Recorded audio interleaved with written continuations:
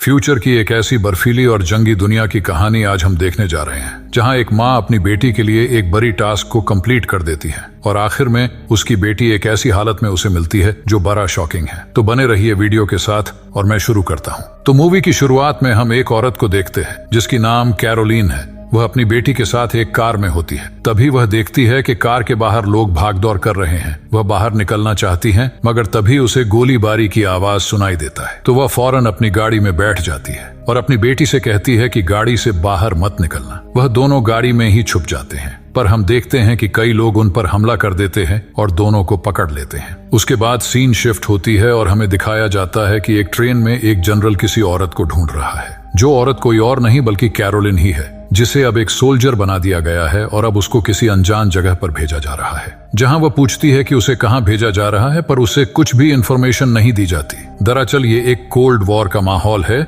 जिसमें सारे देश आपस में ही लड़ रहे होते हैं। अब वहां पर एक लेफ्टिनेंट आता है उसे लेने के लिए और उसको एक लेटर देते हैं। तो कैरोलिन उसकी गाड़ी में चली जाती है। इस सीन में हमें दिखाया जाता है कि पूरी दुनिया में अब अफरा तफरी का माहौल है। वह लेफ्टिनेंट कैरोलिन को लेकर किसी जगह पर जाता है और गाड़ी को रोककर उसे कहता है कि गाड़ी से बाहर मत निकलना, पर कैरोलिन उसकी बात नहीं मानती है और वह गाड़ी से बाहर निकलती है। उसके बाहर निकलते ही लोग उस पर हमला कर देते हैं, पर वह किसी भी तरह से अपनी जान बचाने में कामयाब हो जाती है और अब उसे जिस पते पर जाना होता है वह वहां पहुंच जाती है, जहां और भी लोग होते हैं जो कि उसी की बटालियन के हैं। यहाँ पर उनको एक जनरल के पास लेकर जाया जाता है जो उन्हें एक काम देगा। अब काम बताई जाती है कि उन्हें एक पार्चेल को कहीं दूर तक डिलीवर करना होगा और उन्हें यह पता लगता है कि यह पार्चेल उन्हें रशिया के किसी कोने पर पहुंचाना है और जिस रास्ते पर उन्हें जाना होगा वह पूरी तरह से बर्फ से ढका हुआ होगा, इसलिए उनको वहां तक स्केटिंग करके जाना होगा।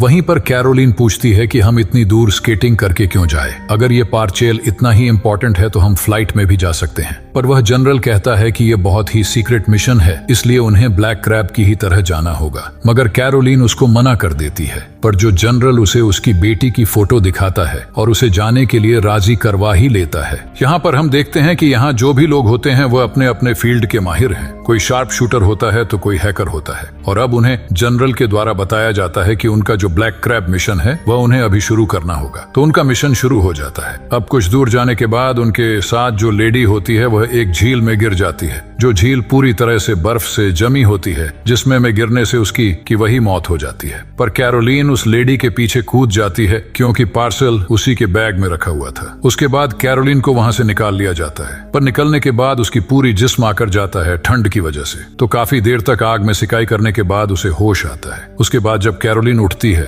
और बाहर जाती है तो वह देखती है कि उसका एक साथी रेडियो पर किसी से बात कर रहा है और ठीक तभी सामने से एक हेलीकॉप्टर आता है। कैरोलिन जल्दी से अपनी टीम मेंबर्स को बताती है कि उनके ऊपर हमला होने वाला है, इसलिए उसकी टीम के मेंबर्स सारे के सारे घर से बाहर निकलकर झाड़ियों में छुप जाते हैं और तभी वह हेलीकॉप्टर आता है और उन पर हमला कर देता है और उस घर को जिसमें ये सब छुपे हुए थे उसको पूरी तरह से तबाह कर देता है। उसके बाद कैरोलिन उस बंदे के सर पर बंदूक तान देती है जो रेडियो पर किसी से बात करने की कोशिश कर रहा था, पर वह कहता है कि वह अपनी गर्लफ्रेंड से बात करने की कोशिश कर रहा था जो कि रेडियो टावर में जॉब करती है। उसके बाद जब ये लोग रात में ट्रैवल कर रहे होते हैं तो समुद्र के बीच पर उनको हजारों लाश देखने को मिलती है जो बर्फ में जमी होती है। अब वह हेलीकॉप्टर उनको फिर से ट्रेस कर लेता है और उन पर फिर से हमला कर देता है, तो वह फिर से किसी तरह उससे बचने में कामयाब हो जाते हैं। अब पास ही में उनको एक घर नजर आता है, तो वे सब रात उसी घर के अंदर रुकने का फैसला करते हैं। उस घर के अंदर एक बूढ़ी कपल होती है जो उनके ऊपर हमला कर देती है और उनके एक बंदे को जान से मार भी देती है। ये वही बंदा होता है जो रेडियो पर अपनी गर्लफ्रेंड से बात करने की कोशिश कर रहा था। यहाँ तक अब उनकी टीम में से 2 लोग कम हो जाते हैं। उसके बाद ये फिर से रात में भी ट्रैवल करते हैं ताकि ज्यादा से ज्यादा रास्ता कवर कर सके और दिन में छुप जाते हैं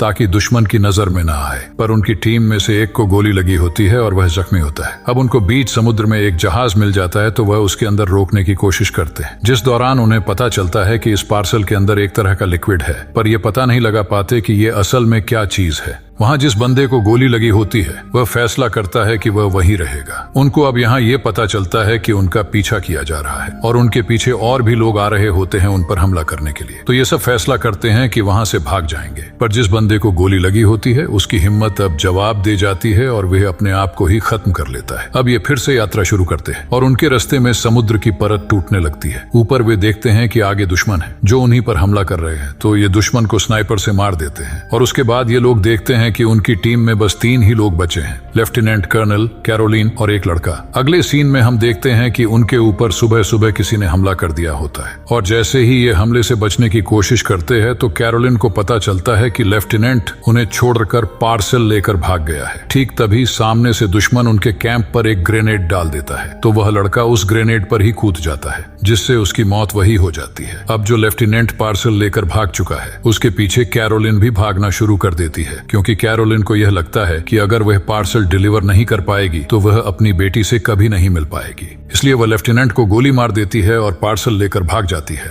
वह काफी ज्यादा जख्मी होती है पर कैंप तक पहुंचने में कामयाब हो जाती है। वहां पर जितने भी सेना होते हैं उसे लेने आ जाते हैं। फिर अगले सीन में हम देखते हैं कि कुछ सेना उसकी बेटी को उठाकर ले जाते हैं, जिस वजह से वह ये मिशन कर रही है और अपनी बेटी की ही वजह से उसे ये मिशन करने की ताकत मिल रही थी। अब उसे होश आता है और वह अपनी बेटी को देखने की डिमांड करती है। तभी हमें दिखाया जाता है कि वहां की जनरल, जो कि एक लेडी होती है, जो उसे मेडल पहनती है। तब हम देखते हैं लेफ्टिनेंट को, जो अपने और कैरोलिन के बीच में जो कुछ भी हुआ है वह उन्हें कुछ भी नहीं बताता।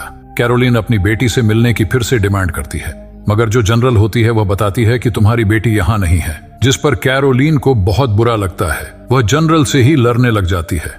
तो उसे बताया जाता है कि जो कुरियर वह लाई है वह एक तरह का वायरस है और अगर हम ये वायरस हवा में फैला देंगे तो ये जंग हम जीत जाएंगे और जितने भी लोग बाहर आएंगे वह सब मारे जाएंगे। तब लेफ्टिनेंट और कैरोलिन ये फैसला करते हैं कि वह इस वायरस को फैलने नहीं देंगे और ये फैसला करते हैं कि वह उस सैंपल तक पहुंचेंगे। ये दोनों किसी तरह लैब में पहुंचने में कामयाब हो जाते हैं जहां पर वह वायरस सैंपल रखा हुआ था। वहां कैरोलिन उनसे पूछती है कि वह वायरस कहाँ रखा हुआ है, जिसके बाद वह वायरस उनको मिल जाता है। अब उनके पीछे जितनी भी आर्मी वहां होती है वह लग जाती है, क्योंकि उनके लिए सबसे ज्यादा वह वायरस इंपॉर्टेंट था। ये दोनों वहां से भागने की कोशिश करते हैं, मगर उनकी कोशिश नाकाम हो जाती है क्योंकि उनको हर जगह से घेर लिया जाता है। लेफ्टिनेंट किसी भी तरह भागने में कामयाब हो जाता है, मगर कैरोलिन यहाँ पर फंस जाती है और वह अपने हाथों में ग्रेनेड ले लेती है, जिसके साथ वह सैंपल भी होती है। वह कहती है कि अगर कोई भी उसके पास आएगा तो वह उस ग्रेनेड को फोड़ देगी। बाद में वह उस बिल्डिंग से नीचे कूद जाती है और वह ग्रेनेड फूट जाता है, जिससे वह वायरस बाहर नहीं जा पाता। कैरोलिन जैसे तैसे बच जाता है और वहां उनको अपनी बेटी भी मिलती है, जिन दोनों को पानी में दिखाई जाती है और इसी के साथ ये मूवी खत्म हो जाती है।